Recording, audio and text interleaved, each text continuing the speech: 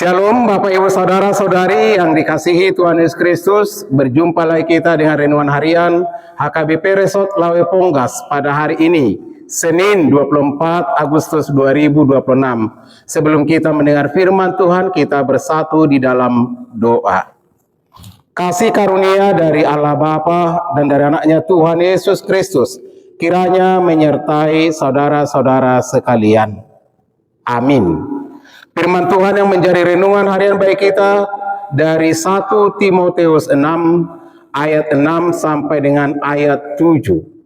Pangomong godang do tutu hadaulaton, anggo mardongan sabam niroha, aidang adong tabuat tuha sianganon, jaladang tarbuan hita agiaha laho ruar. Memang ibadah itu kalau disertai rasa cukup memberi keuntungan besar. Sebab kita tidak membawa sesuatu apa ke dalam dunia, dan kita pun tidak dapat membawa apa-apa keluar.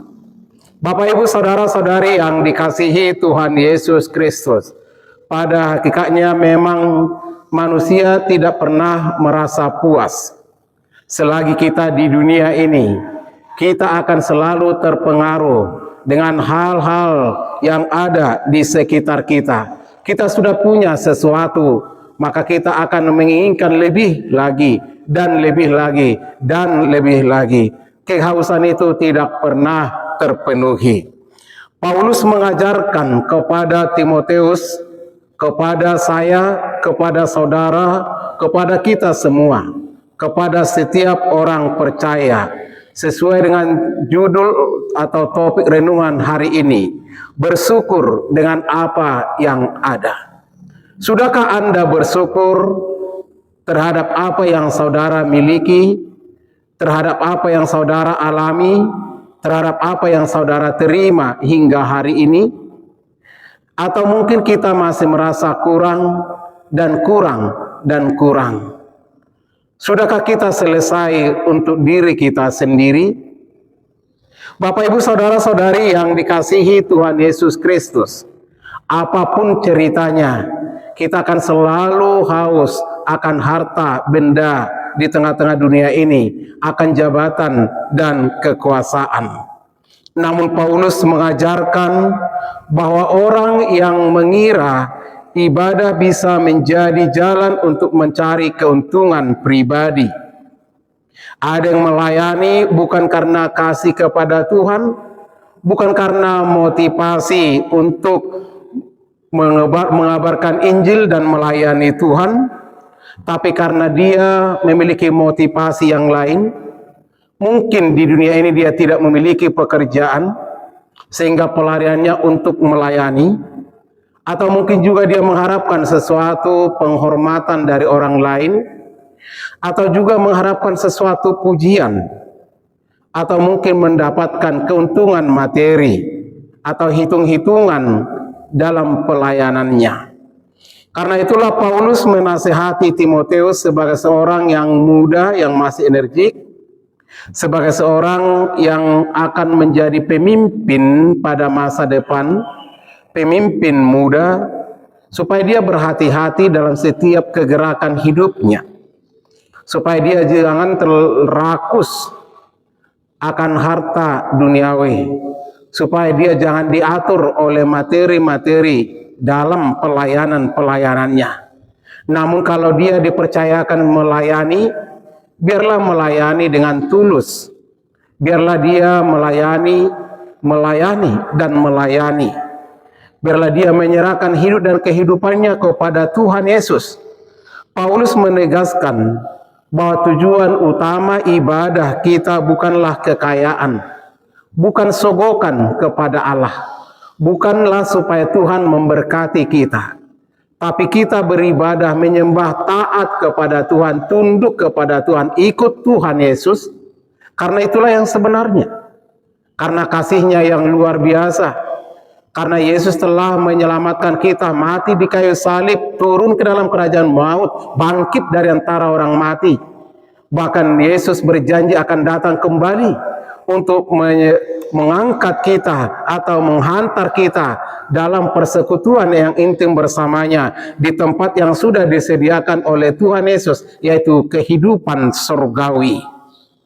Paulus mengajarkan bahwa ibadah yang disertai rasa cukup adalah keuntungan yang sangat besar. Kira-kira apa keuntungannya dengan rasa cukup atau rasa puas? Rasa puas bukan berarti tidak dikendalikan atau tidak butuh harta, tidak butuh makanan, bukan itu. Tapi puas perlu pengendalian diri. Rasa puas perlu kita mengendalikan diri supaya jangan serakah, supaya jangan jatuh kepada kedagingan-kedagingan. Kita jangan dikendalikan oleh keserakahan dan jangan selalu berusaha menghalalkan segala cara untuk mencapai sesuatu sesuai dengan keinginan kita. Paulus mengingatkan kita, Bapak Ibu Saudara, karena kita lahir tidak membawa apa-apa ke tengah dunia ini. Tidak ada seorang bayi yang lahir ke tengah dunia ini lengkap dengan emas permata. Tidak ada seorang bayi yang sudah berpakaian keluar dari perut ibunya. Tapi seorang bayi yang baru lahir, dia telanjang. Dia tidak membawa apa-apa. Demikian juga kita ketika mengakhiri hidup kita di tengah dunia ini, berakhir dari segala aktivitas, berakhir dari kehidupan. Kita tidak akan membawa apa-apa dari dunia ini menuju kematian. Semua harta dunia hanya sifatnya sementara, tidak ada yang kekal. Yang kekal adalah kasih karunia Allah, iman kepada Tuhan. Yang kekal adalah hubungan yang benar di dalam kasih kepada Allah. Itu akan menghasilkan buah, Bapak Ibu Saudara yang dikasihi Tuhan Yesus Kristus. Tuhan tidak melarang kita bekerja, bahkan Tuhan menganjurkan supaya kita bekerja selagi masih ada waktu. Lakukan kebaikan-kebaikan, bekerjalah dan bekerjalah. Tapi jangan sampai pekerjaan itu mengatur kita, memperbudak kita. Jangan sampai harta kekayaan memperbudak kita. Kitalah yang mengaturnya. Kitalah yang menggunakannya untuk kemuliaan Tuhan, untuk menjadi saluran berkat bagi siapapun yang bersama dengan kita. Marilah kita belajar hidup sederhana. Bersyukurlah Bapak Ibu Saudara, dan setialah dalam ibadah. Beribadahlah kepada Tuhan, percayalah kepadanya, Dia yang mengatur perjalanan hidup kita, menyediakan apa yang kita perlukan. Menyediakan yang kita perlukan, yang anak-anak kita butuhkan. Tuhan sudah mempersiapkannya terlebih dahulu. Manusia diciptakan setelah semuanya diperlengkapi. Apa yang menjadi kebutuhan manusia, semuanya sudah diciptakan Tuhan. Kemudian diciptakanlahnya manusia. Maka Bapak Ibu Saudara yang dikasihi Tuhan Yesus Kristus, biarlah firman Tuhan ini menerangi hidup dan kehidupan kita, membuat semangat kepada kita, menggugah iman percaya kita kepadanya, bahwa Tuhan kita hebat, perkasa, dan luar biasa. Bersyukurlah terhadap apa yang saudara miliki. Ketika kita tidak memiliki rasa syukur, maka hidup ini terasa akan hampa, dan kita tidak akan pernah terpuaskan. Selamat melayani Tuhan, selamat beribadah, dan tetaplah bersyukur. Kita berdoa.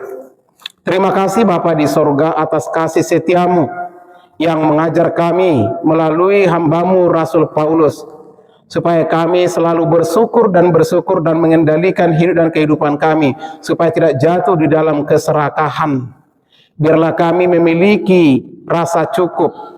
Itulah ibadah yang benar, ketika kami memiliki rasa cukup sehingga tidak jatuh dalam kungkungan dosa, tidak menghalalkan segala cara, namun bersyukur terhadap apa yang kami alami, terhadap apa yang kami rasakan, terhadap apa yang kami jalani, terhadap apa yang kami miliki hari ini.